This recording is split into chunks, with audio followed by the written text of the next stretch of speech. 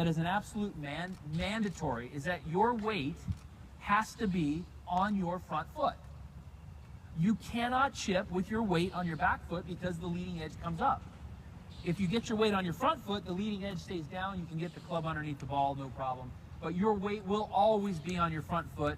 If you have a beautiful lie, it might be 60-40, but for the most part, it's 90-10.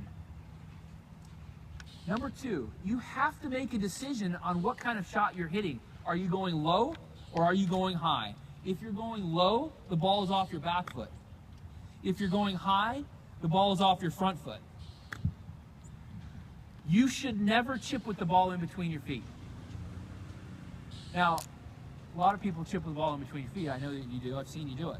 But when you chip with the ball in between the feet, two things happen. One, you have not committed to the shot. You haven't said, what kind of shot am I going to hit?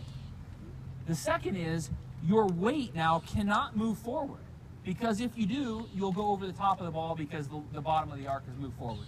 So you should never chip with the ball in between your feet.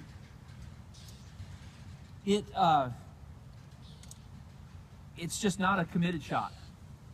And third, your hands have to stay ahead of the club head.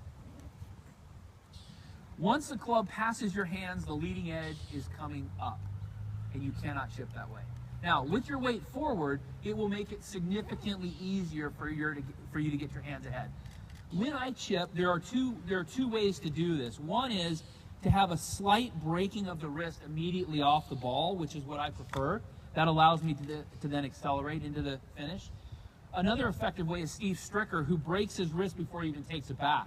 He just sets his hands so far ahead that from there, he doesn't have to break his wrist. They're already preset ahead. This gets his hands ahead of the club head and keeps the leading edge down through the shot.